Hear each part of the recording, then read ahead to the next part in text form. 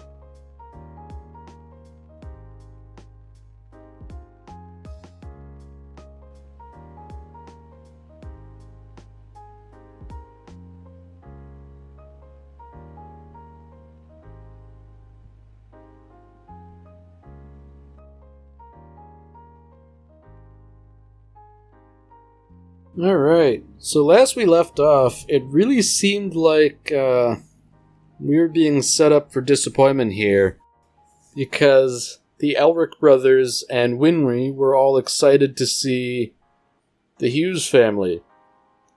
Naturally, they don't know about what has happened in the intervening time, so, we can really only assume that despair and misery are inbound.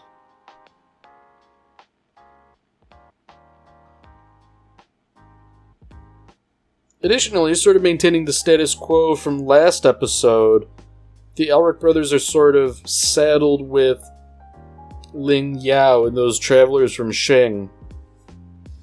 Of course, he's not super keen on hanging with the Elric brothers, but I guess when an Amestris do as the Amestrins do.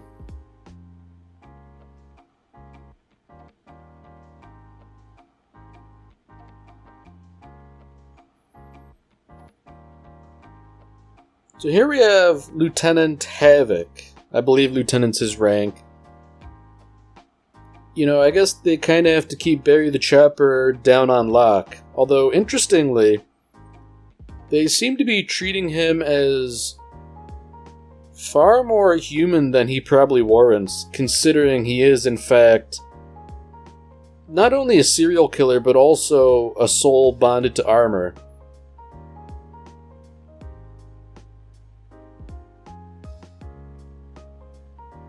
I mean, considering that he seems to have intimate knowledge of some of the horrible goings-on, I guess it makes sense that they kind of want to keep him around and keep him quiet. Considering that his big hobby is chopping up people, it seems that the best course of action would probably be to just keep him locked down.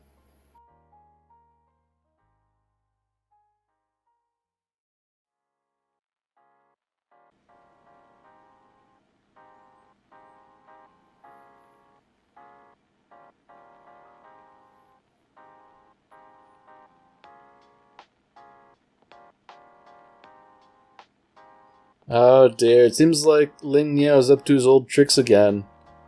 Oh boy, I'm starving to death. Somebody please give me free food. Of course, seeing as how he's pulling this on actual military, it seems like in all likelihood he's gonna get himself in trouble. This is really something I hadn't considered, in that there are borders and border security and all that stuff in Amestris and all those other countries. The way Ling was talking, I kind of took it for read that, you can just travel from one country to another, but I guess given that he's a foreign national, it makes sense that they would be interested in his business, and if he doesn't have the appropriate documentation, then they'd probably throw him in the brig.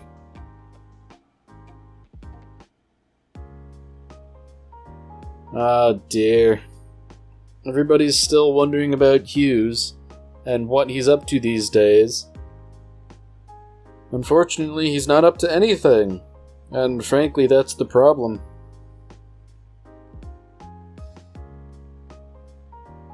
Man, I can only imagine how bad it's going to be.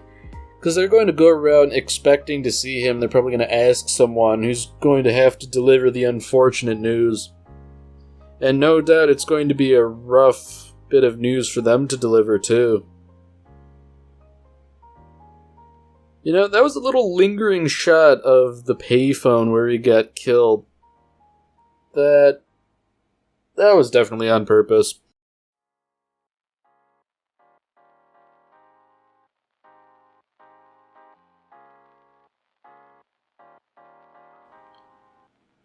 So now we have Fresca, that sort of mousy librarian-type girl. I'm glad things have kind of worked out for her. You know, she's got a job with the military, and seemingly a job that plays into her strengths, and that she enjoys doing. You know, we should all be so lucky to have a job like that.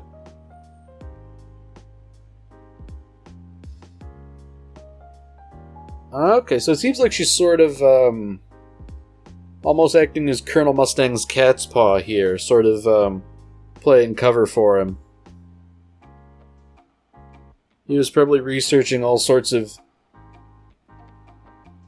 interesting information, for want of a better term. Probably stuff that he shouldn't be caught looking into. You know, that, or the easier explanation was he was just taking a nap.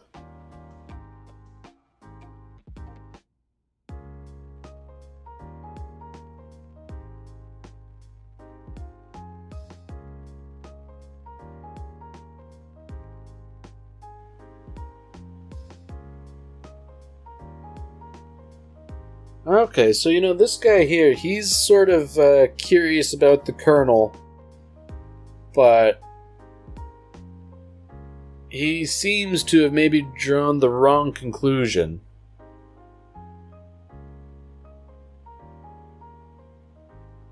Oh, Sheska, you're spilling the beans here about the 5th laboratory. Don't tell him. I'm pretty sure, Mustang was pretty clear that nobody should know about all this stuff.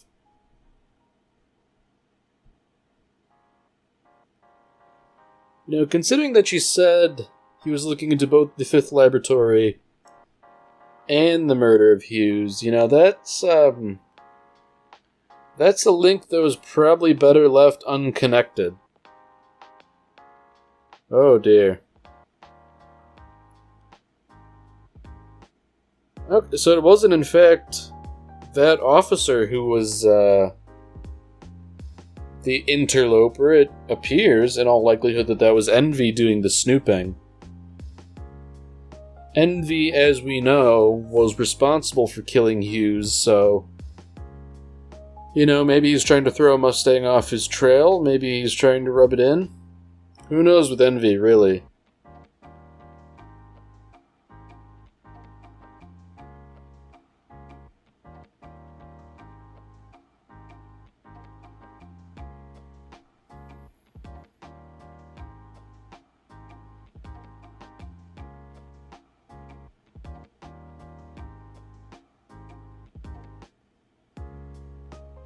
So the Major and the Colonel have a bit of what seems to me a slightly uneasy relationship.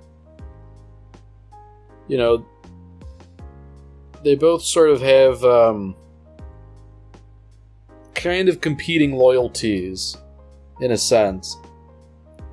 You know, it's unfortunate because the Major knew, but he wasn't able to tell the Elric brothers about what had happened to Hughes.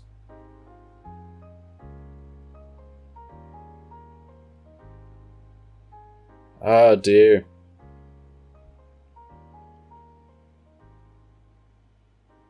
Alright, so Hughes Mustang has sort of put together the pieces that Hughes had gotten himself killed for helping the Elric brothers. In a sense.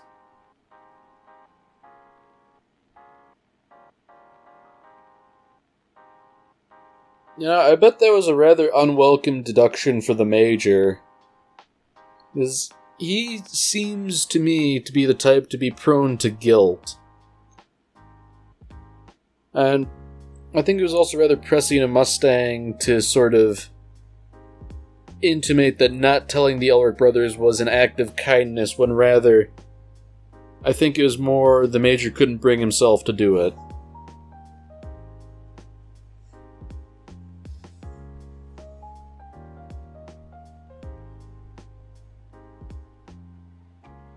I feel like Mustang's sort of easing into that conversation. You know, you didn't hear about my transfer? Well, here's all the other stuff you didn't hear about. Oh dear. He brought it up.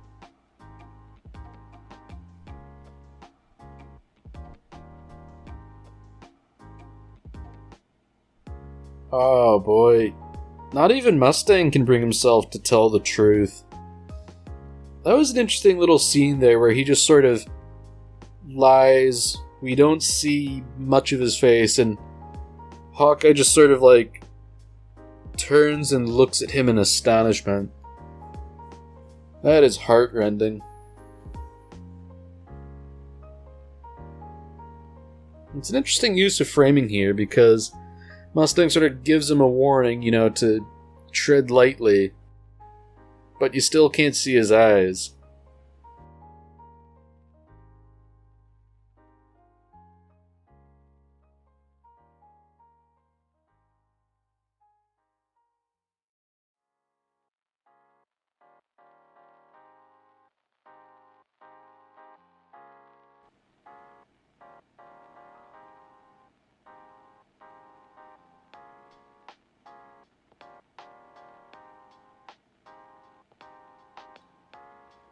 Ooh, boy. That is a rather unfortunate phrasing. I can't believe the Colonel's gone. I mean, he is, but not in the way they think.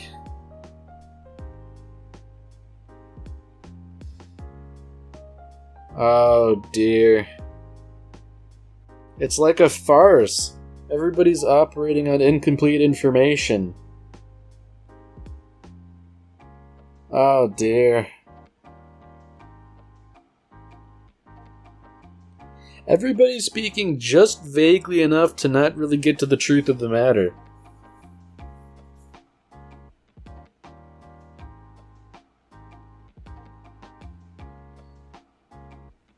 It seems like at this point... they've said it explicitly now. You know, I was gonna say things were already starting to not make sense, that it would be promoted just to retire to the countryside, but... You know, they would really only promote someone to Brigadier General if he had died in the line of duty. I'd imagine this is going to be a very sore spot between the Elric brothers and the rest of the military. They're definitely not going to take kindly to being lied to.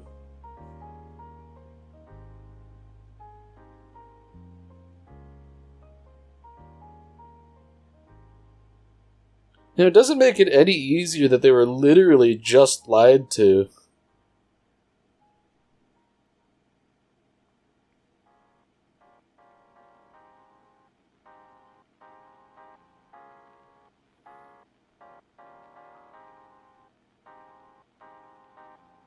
So, predictably, Ed obviously jumps to the conclusion that this is, in some way, his fault. You know, had he not roped in the lieutenant colonel, none of this would likely have happened.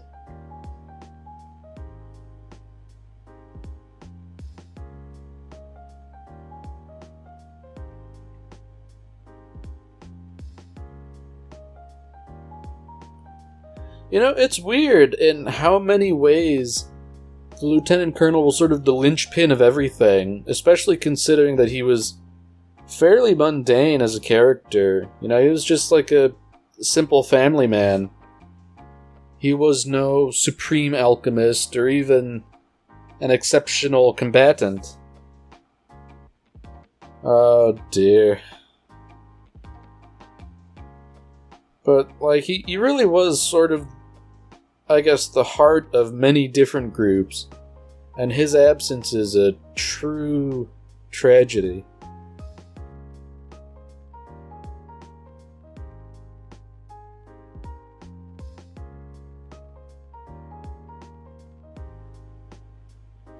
Ah, dear. Now Ed's got it into his head that the only way to make things right is to apologize for getting him killed. And that's not strictly true, but guilt makes you do stupid things sometimes.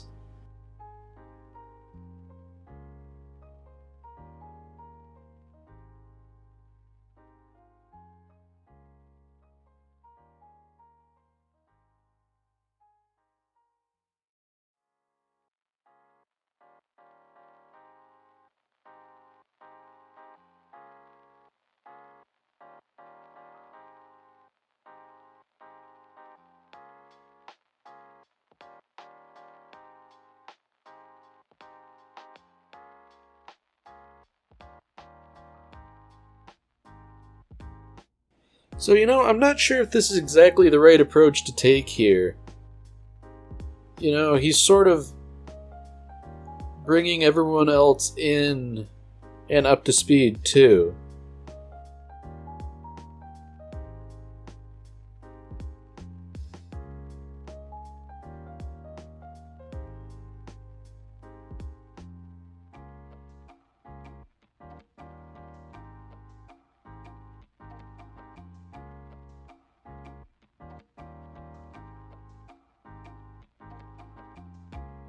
I think it's nice that Hughes's widow is gracious enough to not blame them. Because, I would think that in her situation it would be a pretty easy thing to do to start handing out blame.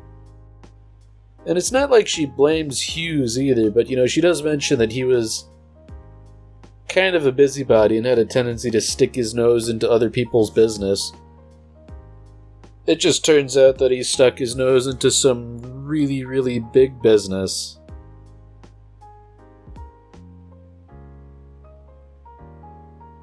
It's also really ominous the way they said that Hughes's death was a warning. Basically to get everyone else to back off and leave this Philosopher's Stone business alone. It's almost even more horrible when you think of it that way, because, they're willing to kill anyone and everyone necessary, but if you're willing to let evil happen, then it will stop with this one person.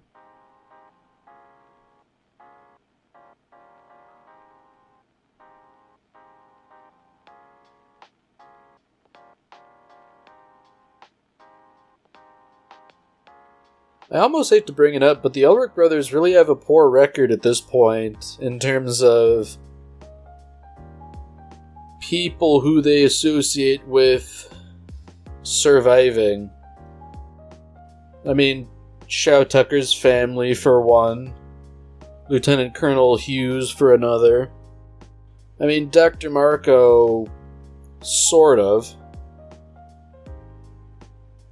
Well, no, I believe he's dead, actually, so that's like, what? They're 3 for 3 in people getting killed?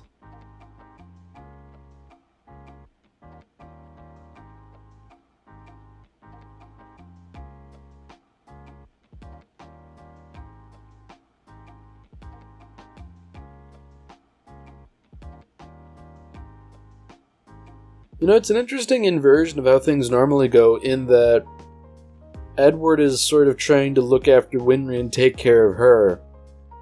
And I guess it's understandable that she's in no mood to do anything, much less take care of herself.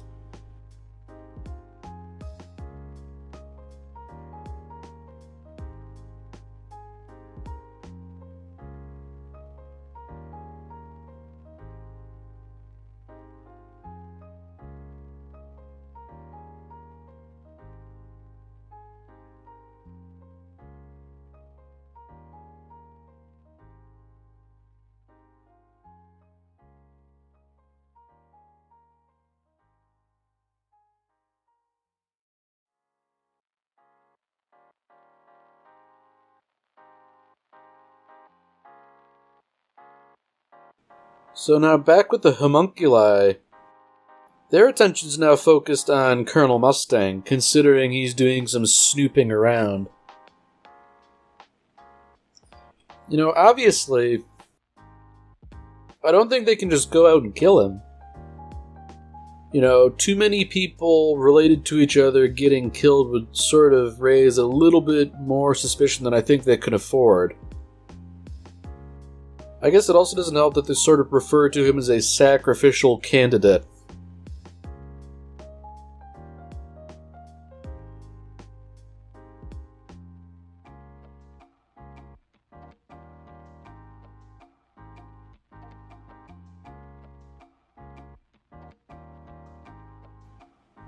Oh dear. Once again, the plot is getting just a little bit thicker.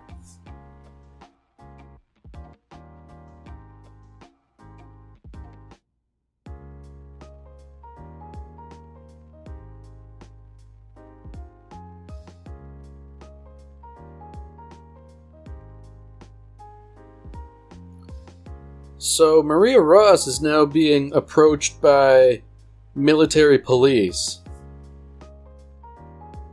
And for whatever reason, they seem to have it in their heads that she had killed the Lieutenant General, or rather Brigadier General.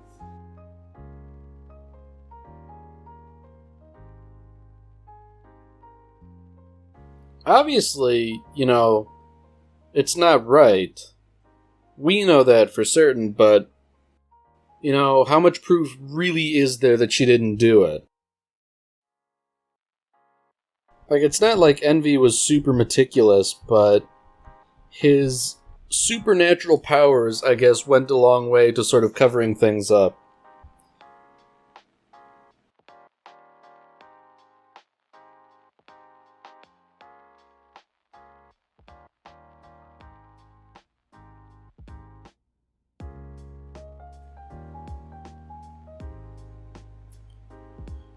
Oh dear, now the plot's getting really thick. Havoc is dating one of the homunculi, and he doesn't even know it.